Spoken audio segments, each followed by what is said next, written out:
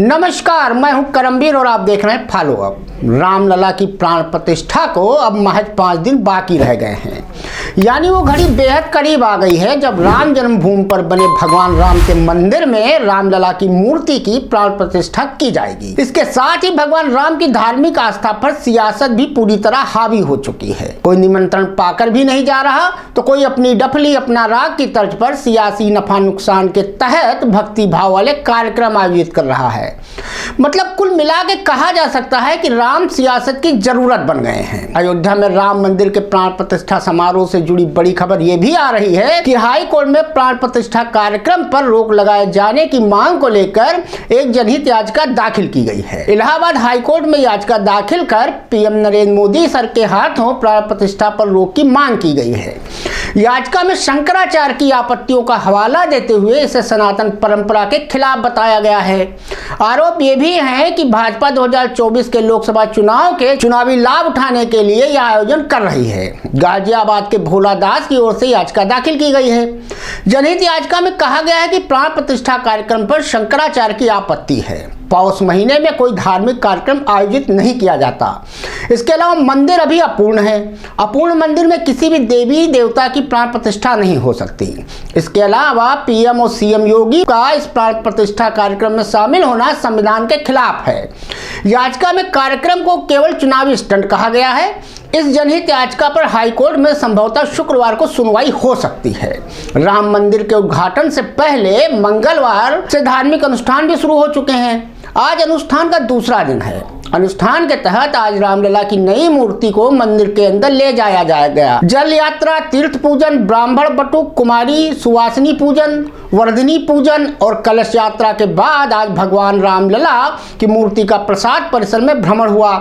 अयोध्या में रामलला की प्राण प्रतिष्ठा की तैयारियां जोरों पर हैं। पूरे शहर को सजाया गया है। 22 जनवरी को प्राण प्रतिष्ठा कार्यक्रम के दौरान पीएम मोदी सर समेत कई बड़ी हस्तियां अयोध्या के राम मंदिर परिसर में मौजूद रहेंगी। लेकिन इसी दौरान विपक्षी दलों के नेता इस कार्यक्रम में शामिल होने अयोध्या नहीं आ रहे।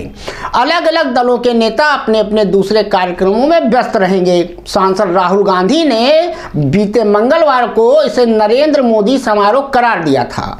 वहीं ममता बनर्जी की राय भी अयोध्या कार्यक्रम पर अलग नहीं है। एनसीपी प्रमुख शरद पवार, आरजेडी नेता लालू प्रसाद यादव और शिवसेना यूबीटी ग्रुप के नेता उद्धव ठाकरे ने भी निमंत्रण को ठुकरा दिया है। उन्होंने इस मामले पर भाजपा की आलोचना की। इन नेताओं ने निर्माणाधीन राम मंदिर के सहारे भाजपा पर उनके वोट बैंक मजबूत करने का आरोप लगाया। हालांकि विपक्ष ये बात भी अच्छी तरह से जानता है कि वह प्राण प्रतिष्ठा या राम मंदिर की पूरी तरह से उपेक्षा नहीं कर सकता। अगर वह ऐसा करता है तो बहुत सारे वोटर्स उनसे किनारा कर लेंगे और लोकसभा चुनाव में भाजपा को हराने की उनकी कोशिश को बड़ा झटका लग सकता है। इसलिए कांग्रेस, ममता बनर्जी, उद्धव ठाकरे और अन्य लोग 22 जनवरी को अपने खुद के कार्यक्रम तय कर रहे हैं। बंगाल की मुख्यमंत्री ममता बनर्जी ने मंगलवार को विभिन्न मंदिरों के बारे में पत्रकारों के सवाल का जवाब देते हुए कहा कि उनको इस बारे में कुछ भी नहीं कहना। उन्होंने कहा कि धर्म एक व्यक्तिगत मुद्दा है। हालांकि उन्होंने कहा कि 22 जनवरी को वह कोलकाता के पास कालीघाट मंदिर जाएंगी और फिर सांप्रदायिक सद्भाव रैली आयोजित करेंगी। राम मंदिर की प्राण प्रतिष्ठा वाले दिन 22 जनवरी को ही गुजरात में आम आदमी पार्टी महाआरती का आयोजन करेगी।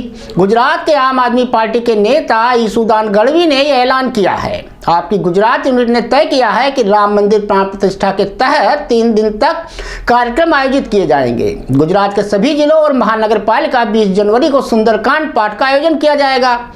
21 जनवरी को राम भक्त रामधुन का आयोजन करेंगे। 22 जनवरी को सभी जिलों में महाआरती और महाप्रसाद का आयोजन किया गया है। कई कार्यकर्ता अयोध्या भी पहुंचेंगे। कुंडा से बाहुबली विधायक और पूर्व मंत्री रघुराज प्रताप सिंह उर्फ राजा भैया को अयोध्या में रामलला की प्राण प्रतिष्ठा का निमंत्रण मिला है। उन्हें 22 जनवरी के कार्यक्रम का निमंत्रण पत्र विश्व हिंदू परिषद के सदस्यों ने दिया है। राजा भैया ने इस पर कहा कि 22 तारीख को मैं वहीं रहूंगा। हालांकि उस दिन काफी भीड़ होगी। निमंत्रण पत्र से दर्शन में आसानी होगी।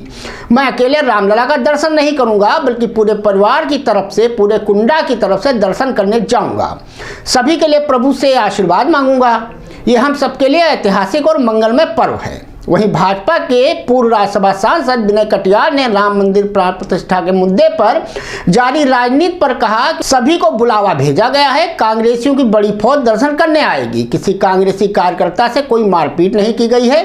शंकराचार्य के विरोध का सवाल है तो कुछ शंकराचार्य तो पहले से ही विरोध में रहे हैं, उनके लिए हम क्या कह सकते हैं, ऐसा विनय कटियार का कहना है।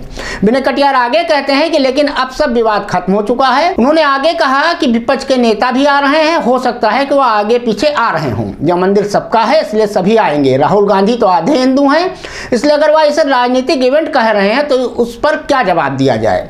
सोनिया गांधी के आने की उम्मीद भी नहीं कर रहे जो नहीं आ रहे हैं, अच्छा है, ऐसे लोगों को बुलाया भी नहीं जाना चाहिए था, ऐसा विनय कटियार का कहना है। दरअसल साल 1986 में ताला खुलने से लेकर अब तक के 3.5 दशक की इस लंबी यात्रा में गंगा, यमुना और सरयू में ना जाने कितना पानी बह चुका है।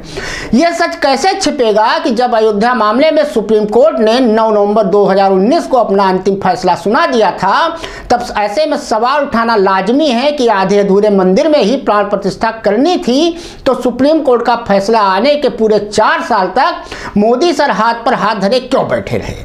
लोगों के पास इसका सीधा जवाब यही है कि मोदी सर पूरे 4 साल इसी जुगत में आंखें मूंद कर बैठे रहे ताकि 2024 के आम चुनाव के कुछ दिन पहले ही रामलला की प्राण प्रतिष्ठा के बहाने इस मामले को हिंदुत्व का डंका बजाकर वोटों की लहलहाती फसल काटने को हर कीमत पर आसान बनाया जा सके। असल में भाजपा या संघ परिवार के पास इस बात का कोई जवाब नहीं है कि जिस अधूरे निर्मित मंदिर में 22 जनवरी को प्राण प्रतिष्ठा होने जा रही है वह काम अधिकतम 1 साल में यानी 2020 तक क्यों नहीं कराया जा सका पूरा। भाजपा और आरएसएस ने चुनावों की खातिर प्रिंट, टीवी मीडिया और सोशल मीडिया के जरिए ऐसा जुनूनी माहौल पैदा कर दिया है जिसका मुकाबला करना विपक्ष आम जनता के बूते की बात नहीं। धन्यवाद।